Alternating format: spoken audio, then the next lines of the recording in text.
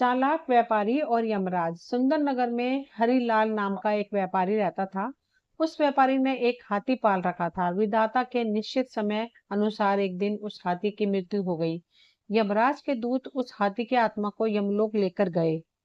यमदेव बोले, बताओ चित्रगुप्त, इस हाथी के कर्मों का लेखा जोखा क्या निकलता है। चित्रगुप्त बोले, प्रभु, इस हाथी ने अपने जीवन में कभी भी गलत काम नहीं किया है। इसके कर्म काफी अच्छे रहे हैं। अच्छा, तो यह बहुत अच्छी बात है। हम तुम पर प्रसन्न हैं गजराज, क्योंकि तुमने अपने जीवन में हमेशा सत्कर्म ही किए हैं। इसलिए मांगो, तुम क्या इच्छा रखते हो। मैं तुम्हें वापस पृथ्वीलोक पर भेजना चाहता हूँ। यमराज की बात सुनकर हाथी बोला, यमराज जी, यदि आप मेरे ऊपर प्रसन्न हैं और मेरा दूसरा जन्म होना ही है तो मुझे किसी भी योनि में जन्म दे दीजिए, पर मेरे ऊपर किसी भी मनुष्य का अधिकार ना रहे। मैं मनुष्य के बंधन में ना रहूं, क्योंकि मनुष्य के साथ रहना सबसे कठिन कार्य होता है। हाथी की ऐसी बातें सुनकर यमराज काफी आश्चर्यचकित हो गया।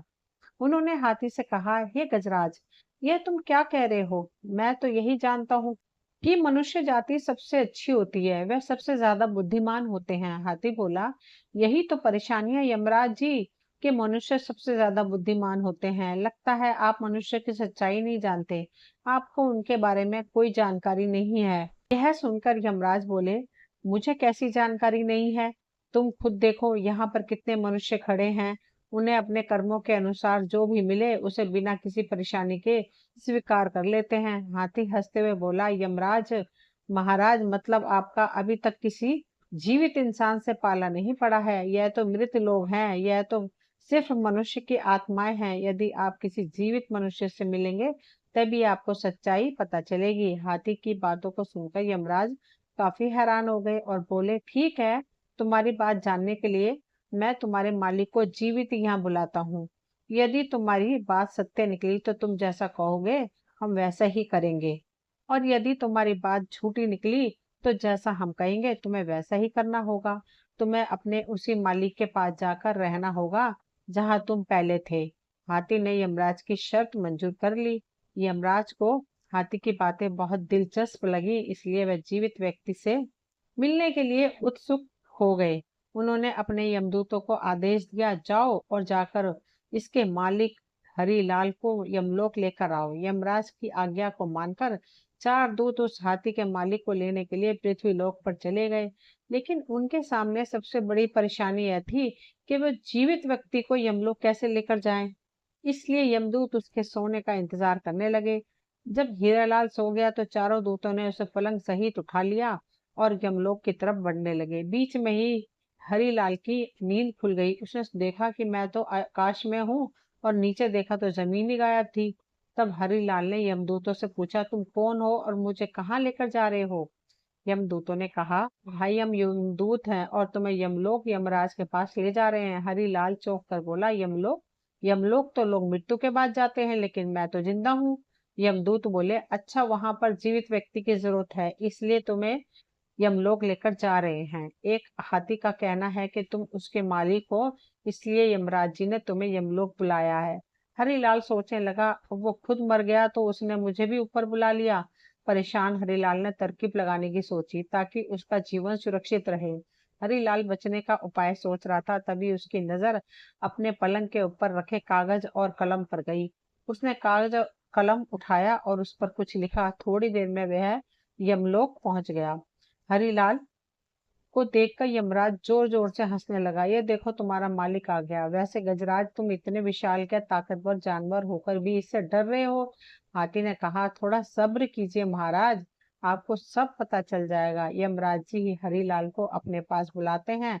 तो हरिलाल कहता है, यमराज जी, क्या आपको पता है मैं कौन हूँ। यमराज बोले, मैं तो सिर्फ इतना जानता हूँ कि तुम इस हाथी के मालिक हो। इसके अलावा मैं तुम्हें बारे में कुछ नहीं जानता। अब तुम ये बता दो कि तुम कौन हो। यह लीजिए, आप यह पढ़कर ही जान लीजिए कि मैं कौन हूँ। हरिलाल यमराज जी को वो कागज देता है जिस पर उसने आते हुए कुछ लिखा था। यमराज जी कागज को पढ़कर हैरान रह जाते हैं और अपने सिंहासन से नीचे उतर जाते हैं और अपनी जगह हरिलाल को सिंहासन में बैठा देते हैं। हरिलाल कहता है, यमराज जी, आज से यमलोक पर से आपका शासन समाप्त हुआ। मैं यहाँ का राजा हूँ, मैं जैसा कहूंगा हर किसी को वैसे ही करना होगा। हाथी बोला, अब देखिए यमराज जी, आगे आगे क्या होता है। हरिलाल ने आदेश दिया, अब से स्वर्ग और नरक का झंझट खत्म। सभी मरने के बाद स्वर्ग जाएंगे। यमराज जी कुछ नहीं बोल पाए और देखते ही देखते नरक के सारे मृत लोग स्वर्ग में आ गए और नरक का द्वार बंद कर दिया गया। जिस किसी की भी मृत्यु होती तो वह सीधा स्वर्गलोक को आता, भले ही वह कितना ही पापी क्यों ना हो। लेकिन हरिलाल को मन ही मन चिंता भी सता रही थी कि किसी दिन उसकी सच्चाई यमराज को पता चल गई तो वो उसे मृत्यु के घाट उतार देंगे। हरिलाल ने सभी लोगों की सजा माफ कर दी। हरिलाल के चेहरे पर चिंता देखकर हाथी उससे बोला, मालिक, पृथ्वी लोक पर तो आप मेरे मालिक थे, पर अब तो मैं मर चुका हूँ। बताइए यहाँ क्या माजरा है? आप यमलोक के राजा कैसे बन गए? हरिलाल बोला, यह राज की बात है। हाथी वह राज जानने के लिए बहुत उत्सुक था। वह बोला, मालिक, मुझे भी इंसान बना देना। नीचे जाकर मैं आपको नौकर बनकर रहूंगा, लेकिन यह राज मुझे बता दो, मैं किसी को नहीं बताऊंगा। मुझे बताने से आपका मन थोड़ा हल्का हो जाएगा। हरिलाल हाथी को बताने लगता है, अच्छा ठीक है, तुझे बताता हूँ। यमदूत जब मुझे लेकर आ रहे थे तो संयोग से मेरे पास एक कागज और कलम थी। मैंने उस पर लिख दिया, यमराज जी, धरती पर से जो मनुष्य आपके पास आ रहा है उसे अपना सिंहासन दे देना। अब से यही मनुष्य यमलोक का राजा होगा। मैंने युक्ति लगाई और वह सब लिखकर उसके नीचे भगवान विष्णु के हस्ताक्षर कर दिए। हरिलाल की बातें सुनकर हाथी सचमुच उसकी बुद्धिमानी से हैरान रह गया। धीरे धीरे कुछ दिन बीत गए। नरक के द्वार बंद थे और स्वर्ग लोक में लोग बढ़ते ही जा रहे थे। यह बात पूरे देवलोक में फैल गई। सभी देवता यही सोचने लगे कि अब नरक का अस्तित्व खत्म हो चुका है। सब लोगों ने भगवान विष्णु की यह बात बताई। भगवान विष्णु इस बात से हैरान थे कि आखिर यमलोक में कौन आ गया है जिस कारण से यह सब हो रहा है। भगवान विष्णु यमलोक पहुंच गए और देखा कि यमलोक के द्वार पर यमराज बैठे हुए थे। यह देखकर भगवान विष्णु ने यमराज से कहा, यमराज की, यदि आप बाहर बैठे हैं तो यमलोक के सिंहासन पर कौन है? यमलोक को कौन चला रहा है?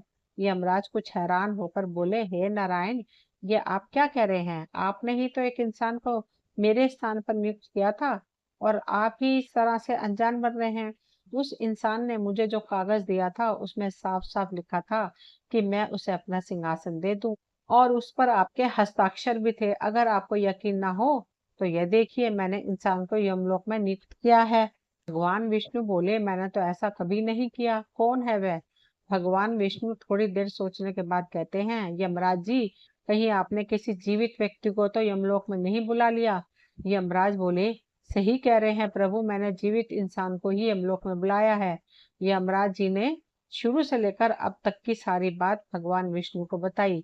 यमराज जी की बातों को सुनने के बाद भगवान विष्णु को हंसी आ गई और वह मुस्कुराने लगे। वे बोले, यमराज जी, आप अभी भी नहीं समझे। उस मनुष्य ने आपको झूठा पत्र दिया था। उस पर मेरे नहीं बल्कि उसके खुद के हस्ताक्षर थे जो उसने मेरे नाम से किए थे। अगर वह ऐसा ना करता तो आप उसे विद्वान नहीं समझते और आपको उसकी होशियारी का अंदाजा कैसे लगता? भगवान विष्णु की बात को सुनकर यमराज जी ने दोनों हाथों से अपने सिर को पकड़ लिया। अब उन्हें सारा माजरा समझ में आ चुका था। इसके पश्चात भगवान विष्णु यमराज जी के साथ यमलोक पहुंचते हैं। उन्हें सामने देखकर हरिलाल अपने सिंहासन से उठ खड़ा होता है। यह प्रभु, मुझे तो आपका ही इंतजार था। मैं कब से यही सोच रहा था कि कब आपके दर्शन होंगे और मुझे इस कार्य से मुक्ति मिलेगी। भगवान विष्णु मुस्कुराते हुए बोले, तुम बहुत चालाक हो हरिलाल। देखा यमराज जी, जीवित व्यक्ति को यमलोक बुलाने का क्या परिणाम हुआ। अब इसको दिख रहा है कि मैं इसे दंड देने वाला हूं तो ये मुझे खुश करने में लग गया है। यमराज बोले, मैं समझ गया प्रभु, किसी भी इंसान को समझना किसी के लिए आसान नहीं है। आज मैं मान गया कि इंसान सचमुच अपनी बुद्धिमानी से कुछ भी कर सकता है। गजराज, तुम्हारी बात सही साबित हुई, इसलिए मैं तुम्हें भी पृथ्वीलोक पर मनुष्य बनाकर भेजूंगा। अब तो तुम खुश हो, तुम्हें तुम्हारे अच्छे कर्मों का फल मिल रहा है। तुम्हें किसी का बंधक नहीं बनना पड़ेगा। तुम अपनी जिंदगी को आजादी से जी सकोगे। यमराज की बातें सुनकर हाथी खुशी से सिर हिला देता है। उसके पश्चात यमराज जी हाथी को भी मनुष्य रूप में धरती पर भेज देते हैं और हरिलाल के दिमाग में से भी यह यमलोक की सारी बातें निकालकर वापस पृथ्वीलोक पर लौटा देते हैं। दोस्त हो, ये थी अनमोल कहानी। मुझे उम्मीद है आप सभी को पसंद आई होगी। अगर पसंद आई हो तो प्लीज चैनल को सब्सक्राइब करें, वीडियो को लाइक शेयर करें। मिलती हूँ अगली कहानी में, तब तक के लिए थैंक यू।